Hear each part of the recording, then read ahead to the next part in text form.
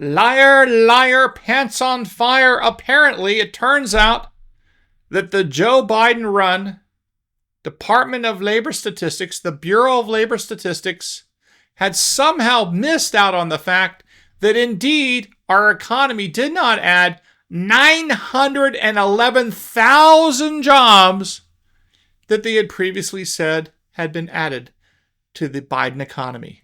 Shocking, huh? Deep state at work? I don't know. Let's talk about it when we come right back. Hey folks, I'm Mark Smith, host of the Four Box of Don, a proud American gun owner, constitutional attorney, member of the United States Supreme Court Bar, and I'm proud to say the top voice of the Second Amendment in America. Thank you, 2025 Gundies Awards. Wow, shocking news out of Washington, D.C. Major breaking news, as it turns out, that the Joe Biden economy with Kamala Harris actually did not grow the way the Bureau of Labor Statistics said it was growing back in 2024. It turns out that the Bureau of Labor Statistics overestimated, shock, overestimated in favor of the government, in favor of Joe Biden, in favor of Kamala Harris, the number of jobs created in the United States by 911,000 jobs. That's right, 6 digits. 911,000 jobs supposedly were created and existed in the Biden economy. And as it turns out, based on the breaking news reported by the Bureau of Labor Statistics, that was not accurate. Those were not in existence. They did not exist. And yet they were reported to have existed from the time period of April 2024 until the spring of 2025. This is a huge deal, folks, because what happened in the year of our Lord 2024? Oh yeah, that's right, a presidential election in which the incumbent Joe Biden and his vice president, Kamala Harris, were trying to win re-election over Donald Trump. And of course, they tried to make the economy look good.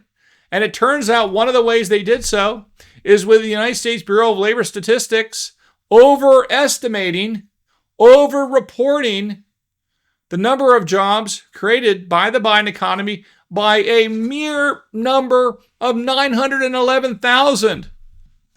What's several 100,000 jobs between friends? Come on, crazy.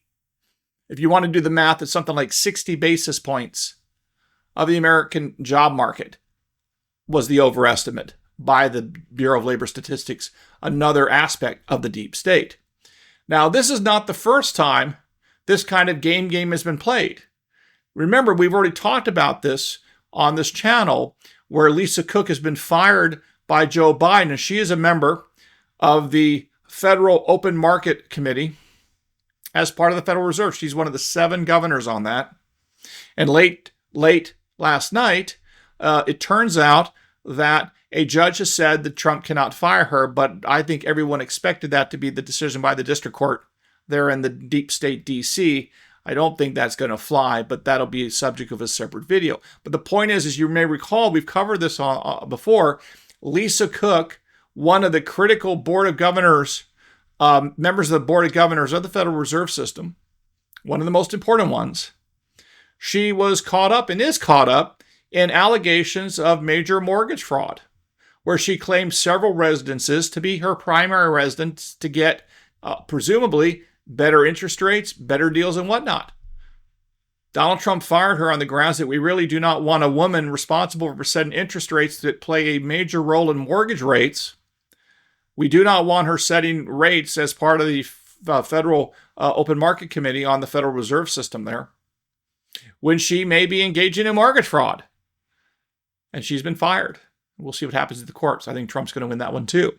And you may also recall, in addition to that debacle, the Federal Reserve System, again, further proof that our deep state government is rotten to the core, whether out of malfeasance, incompetence, negligence, or outright fraudsters. Whatever is going on in deep state Washington, it ain't good. If you can't trust economic data to this order of magnitude and they're that far off, what are these people doing? Remember, there are 24,000 employees that work for the Federal Reserve System alone, not to mention the millions of others of people that work for the federal government, and yet they cannot get any of this data right, apparently. Conveniently, whenever they get the data wrong, it seems to always help the Democrats. I'm sure it's just a coincidence.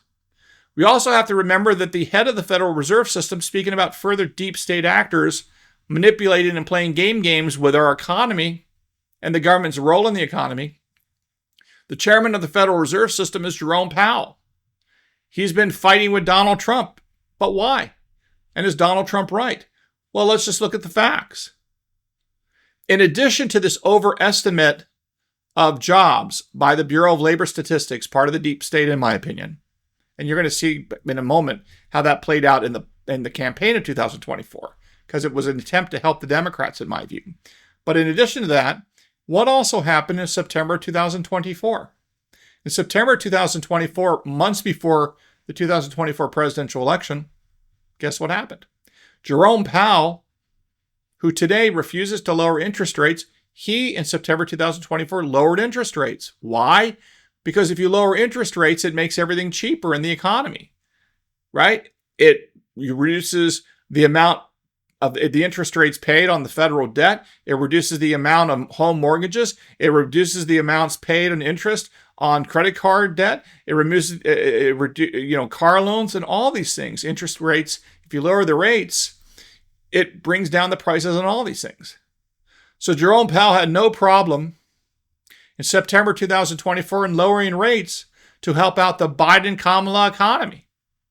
And yet here we are in 2025, and Jerome Powell simply refuses to lower interest rates because he clearly doesn't like Donald Trump. He doesn't like the Republicans. He doesn't like the Trump administration. So while he was willing to lower interest rates for Biden and Kamala, he's not willing to do so now. So in addition to the Lisa Cook debacle with her mortgage fraud allegations, we also have this political games being played by Jerome Powell. And now we have this 911,000 job revision downward, showing that all the way back in the spring of 2024, the government was not reporting accurately the fact that the economy was going down, or was not nearly as strong as it was made out to be. Now, you may say to me, Mark, does it really matter? Did it really matter in 2024? Well, they certainly tried to make it matter. And the best evidence of this, and there's a lot of it, but I'm just going to pick a simple example of this, is let's look at National Public Radio. Obviously, in my opinion, in the tank for the Democrats. That's why they lost their federal funding, NPR. So what was NPR reporting about this quote-unquote great economic data that, as we now found out, just now, turned out to be a bunch of hooey? Well, here's what NPR was reporting in October 2024, literally a month before the November 2024 election. The title of the article by NPR was, quote, "The numbers show the economy is doing great. Why isn't public perception catching up?" on October 12, 2024. And here's what the host had to say. "There's been some great economic numbers in the last 2 weeks. 254,000 new jobs in September, plus consumer prices only rose 2.4%, the smallest increases in 3.5 years. But tell that to many Americans and they'll say, hold on a minute." And what does the Bloomberg reporter who is being interviewed by NPR, the expert on the U.S. economy and the Federal Reserve, have to say? Here's what she said. "Well, the data says that overall the economy is in pretty good shape. As you mentioned, we still have a solid pace of job creation." Bing, bing, bing, bing, bing.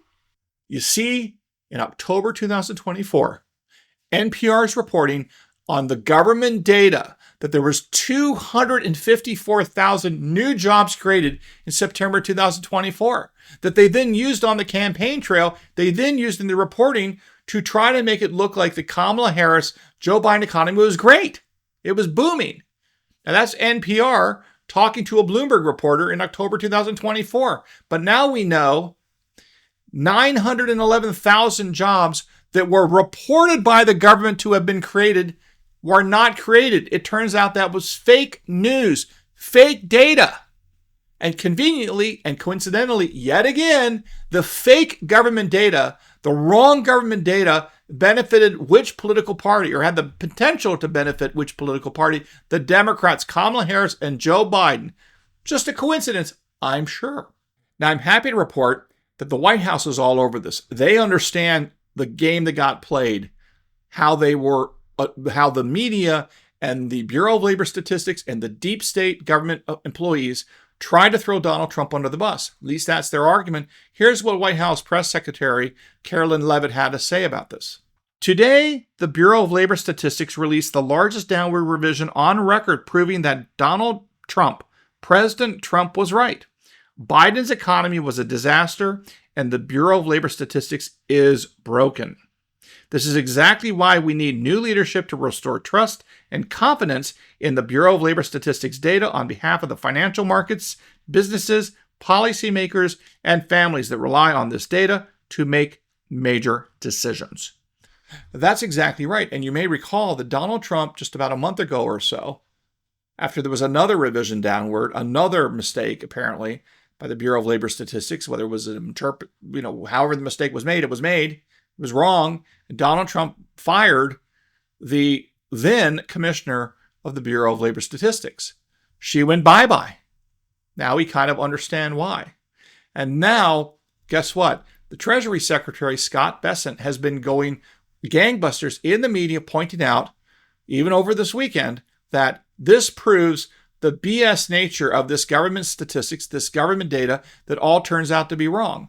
In fact, even this weekend, NBC Kristen Welker was pushing back on Scott Bessent, arguing that the economy was very good under Joe Biden, that the economy was great. And of course, as we've talked about, the beneficiaries of the Joe Biden economy were really two groups: illegal aliens and government employees. And I just did a little report here on this YouTube channel, the Four Boxes Diner, where I point out that 16,000 government employees went bye-bye just last month or so. And that's great news. We want the government to shrink for obvious reasons. Even though those are lost jobs, in some respects, they're actually gains to American freedom and to the American economy. Because the people who work for the government, as a general matter, with the exception of like firefighters and police officers and people like that in the military, as a general matter, most of these other civil servants, as a general matter, in my opinion, are just parasites. They're just sucking at the teat of big government. And they're really counterproductive to the American economy and to our freedoms as a general matter. But with that said, here's what Scott Bessent had to say when the news broke about this crazy data and how these downward revisions had to be made because the original data was simply wrong. Treasury Secretary Scott Bessent says that Kristen Welker of NBC News pushed back on him last week when I warned that the BLS jobs data would show a massive downward revision. Now it's official. 2024 job gains were exaggerated by nearly 1 million workers. And this is on top of an already reported 577,000 in downward revisions. This brings the Biden jobs overstatement to a staggering 1.5 million. The truth, President Trump inherited a far worse economy than reported, and he's right to say that the Federal Reserve is choking off growth with high rates. Exactly right. And here's what Scott Bessent had to say, explaining this in detail on NBC. Mr. Secretary, the economy did add nearly 500,000 manufacturing jobs under former President Biden. In this case, since April, again, you're actually losing manufacturing jobs. Is that problematic for your policy? Well, a couple of things, Chris. We're going to get the revisions for last year next week, and there may be as big as an 800,000 job downward revision. Again, this would be the second downward revision, so I'm not sure what these people who collect the data have been doing. It's good. We need good data. Secondly, what we are seeing is the jobs that are being created are going to either native-born or legal Americans. Most of the jobs created under the Biden administration, they went to illegal aliens. Well, and I think that there would be a lot of debate over the fact that they went to illegal aliens, but let's keep moving. No. That's the fact. So powerful stuff. So the bottom line is, folks, that Donald Trump is on top of trying to fix the American economy, and part of that is cleaning up the deep state, the rot at the heart of the government that doesn't just impact adversely our right to free speech and our right to bear arms, it also adversely impacts our pocketbook, which, remember, the right to property, the ability to spend your own money, the ability to make sure government doesn't destroy the value of your money. These are also important aspects of American liberty too, because it does no good to have lots of guns and free speech if they take away your property, your home, your car, your money, your ability to live your life the way you see fit. These are all important aspects of the American way of life and American freedom. So hopefully Donald Trump does a great job fixing the American economy. As you see, there is rot throughout the deep state, not just involving our right to keep and bear arms, also our right to property and our right to a free economy, and so on and so on. So there you have it, folks. Hope you enjoyed today's episode. Make sure you follow me on X at 4 Boxes Diner. Don't forget to subscribe both to YouTube and to Rumble, and I look forward to talking again real soon here, the 4 Boxes Diner. Orders up. Table 2A.